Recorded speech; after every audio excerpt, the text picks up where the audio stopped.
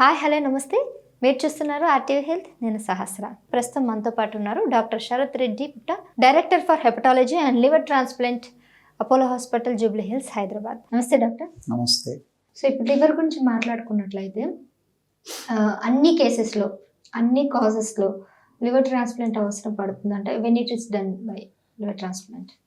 Liver transplantation అనేది it is generally ఇంకా మనకి ఇంకేం మార్గం లేదు. అంటే పేషెంట్కి టిపికల్గా 3-4 గ్రూప్స్ ఆఫ్ పేషెంట్స్ ఉంటారు. ఒకటి లివర్ ఫెయిలియర్, ఆర్గన్ ఫెయిల్ అయింది, దీన్ని ఇంకా మనం మందులతో బాగు చేసుకోలేము. అంటే ప్రయత్నిస్తాం, that maybe 1 week, 2 weeks, 1 month, 2 months, 6 months, కొంత ఒక for certain time period medication try చేస్తాం లివర్ ఫెయిలియర్ ఉన్న వాళ్ళకి.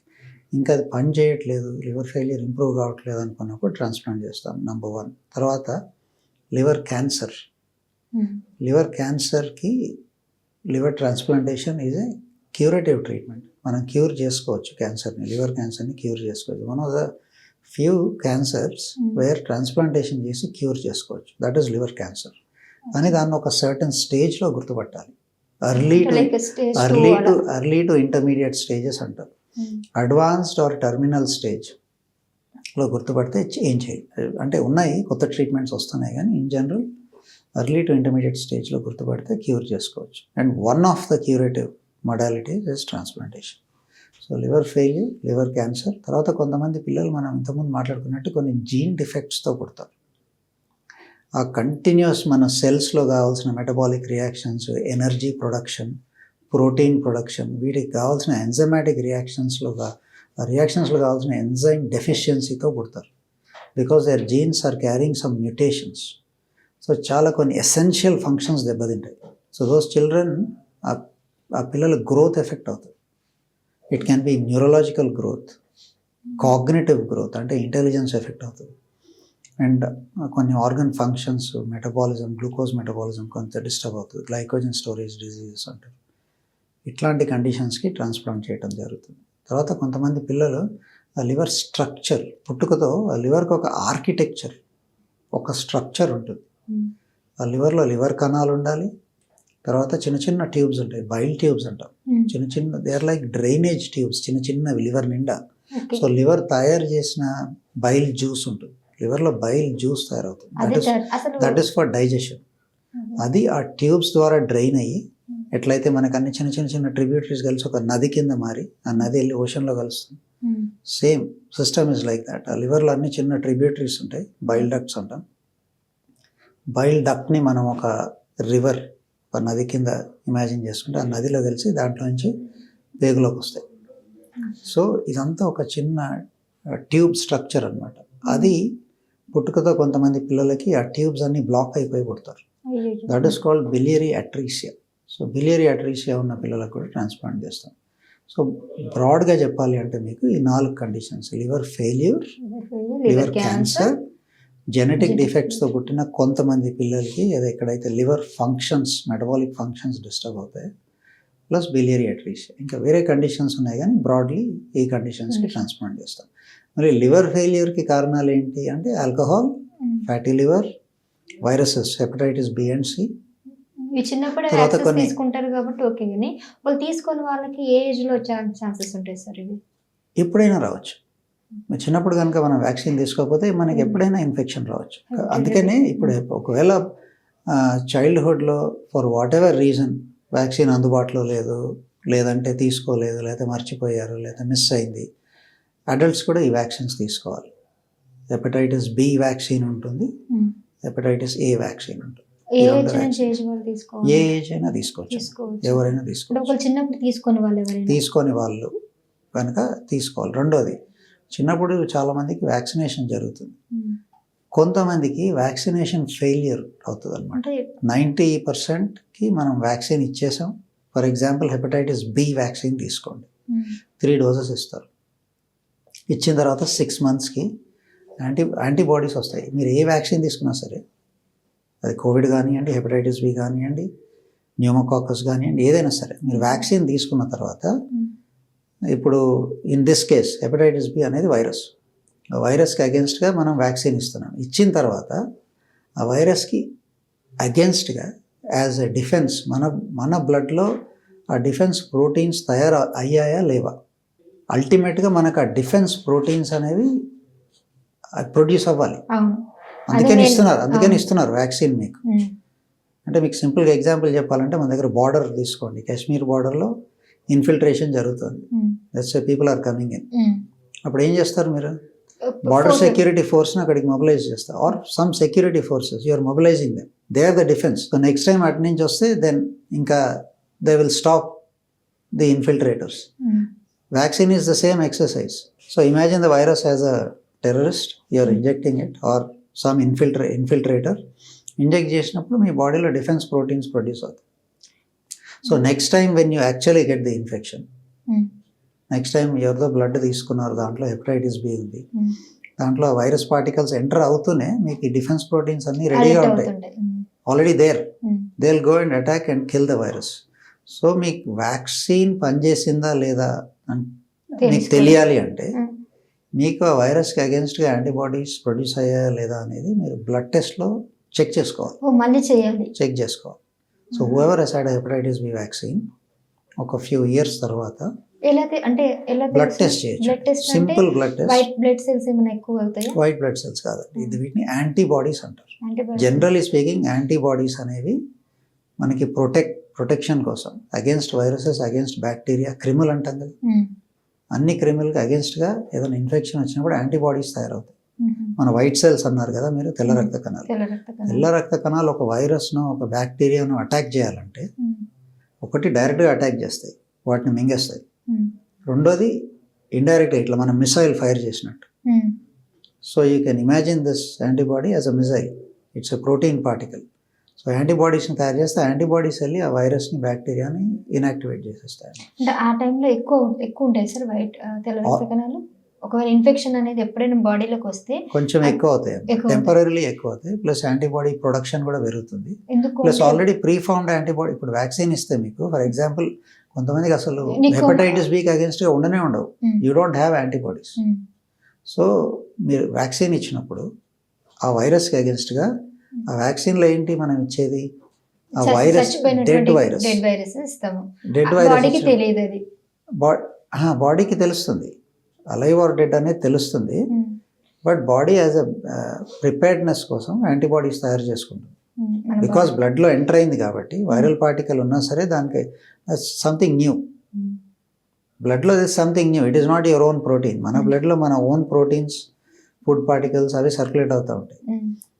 సో కొంచెం తేడా వచ్చినా సరే, ఇప్పుడు ఒక మనిషి, ఇప్పుడు మీరున్నారు ఫర్ ఎగ్జాంపుల్, మేము ఇప్పుడు ఒక రూమ్ ఫుల్ ఆఫ్ పీపుల్, ఇప్పుడు ఎంతమంది, అక్కడ ఒక 1000 మంది ఉండొచ్చు, దాంట్లో మీకు తెలిసిన వాళ్ళని మీరు గుర్తుపడతారు కదా, ఎంతమంది ఉన్నా సరే గుర్తుపడతారు. ఇప్పుడు 1000 మంది ఉన్నారు, దాంట్లో ఒక్క పర్సన్ మీకు తెలియని వ్యక్తిని తీసుకొచ్చి దాంట్లో మనం కూర్చోబెట్టామనుకోండి, 100 మందిలో మీరు గుర్తుపడతారు. మీకు తెలిసిన వాళ్ళని గుర్తుపడతారు, తెలియని వాళ్ళని okay this is somebody new అని గుర్తుపడతారు.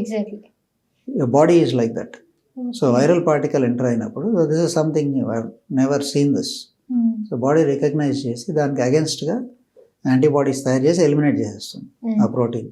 They can also detect, body is very clever, immune system అనేది is very clever, it can detect what's a harmful substance, ఏంటి మన బాడీకి దీని ద్వారా హార్మ్ జరగవచ్చు అనేది డిటెక్ట్ చేయగలుగుతాయి, చేసి యాంటీబాడీస్ ప్రొడ్యూస్ చేస్తాయి.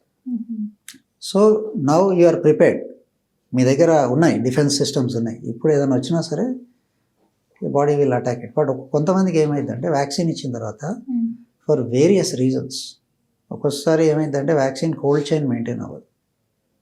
సో వ్యాక్సిన్ ఉంది, హెపటైటిస్ బి వ్యాక్సిన్ ఉంది, లెట్ అస్ సే ఇంతకుముందు మనకి ఒక 20 years బ్యాక్ యూకేలో ప్రొడక్షన్ యూకేలో అయ్యేది. అక్కడి నుంచి షిప్లో పంపించాలి, డిస్ట్రిబ్యూటర్కి వెళ్ళాలి, రిటైలర్కి వెళ్ళాలి, ఇక్కడికి రావాలి మీ దగ్గరికి. ఇదంతా చైన్ ఆఫ్ ట్రాన్స్పోర్ట్ అంటారు. ఈ చైన్ ఆఫ్ ట్రాన్స్పోర్ట్లో అంతా టెంపరేచర్ చాలా వరకు వ్యాక్సిన్స్కి 2 degrees to 6 degrees 8 degrees maintain చేయాలి, ఫ్రిడ్జ్ టెంపరేచర్లో మెయింటైన్ చేయాలి. ఎక్కడైనా సరే ఆ టెంపరేచర్ మెయింటైన్ కాలేదనుకోండి, ప్రొడక్షన్ ఫెసిలిటీ, ట్రాన్స్పోర్ట్ ఫెసిలిటీలో ఫర్ ఎగ్జాంపుల్ ఆ కూల్ బాక్సెస్లో పెట్టలేదు, రెఫ్రిజిరేషన్ ఫెయిల్ అయింది, it's called the cold chain. వ్యాక్సిన్స్లో దీన్ని కోల్డ్ చైన్ అంటారు. ఆ కోల్డ్ చైన్ ఫెయిల్ అయిందంటే మీరు ఏదైతే వైరల్ పార్టికల్స్గా తయారు చేశారో అవి ఇంకా they don't work very well. మీరు ఇంజెక్ట్ చేసినా సరే మీకు డిఫెన్స్ రియాక్షన్ రాదు. Those are called vaccine failure. One of the reasons is cold chain ఎక్కడో బ్రేక్ అయ్యి ఉంటుంది మన బాడీలోనే, బయట మీకు ఆ ట్రాన్స్పోర్ట్లో. ప్రొడక్షన్ దగ్గర నుంచి మనకి ఇంజెక్షన్ ఇచ్చే వరకు ఆ temperature, for example 1 day refrigerator didn't work, electricity లేదు, ట్రాన్స్పోర్ట్లో it was very hot, 30 degrees 20 degrees వచ్చిందంటే ఆ వ్యాక్సిన్ పని చేయకపోయే అవకాశం ఉంటుంది. సో మీరు తీసుకోగానే అయిపోయింది అన్నట్లు కాదు. మీరు తీసుకున్న తర్వాత కొన్ని వ్యాక్సిన్స్కి యాంటీబాడీ మీకు తయారైందా లేదా అనేది చూడాలి. ఎనీవేస్ అన్ని డెడ్ సెల్సే కదండి. అవును, డెడ్ సెల్స్ ఆ డెడ్ పార్టికల్స్ కూడా డిసింటిగ్రేట్ అయ్యే ఛాన్స్ ఉంటుంది. అంటే నథింగ్, అంటే రికగ్నైజ్ చేయలేదు బాడీ.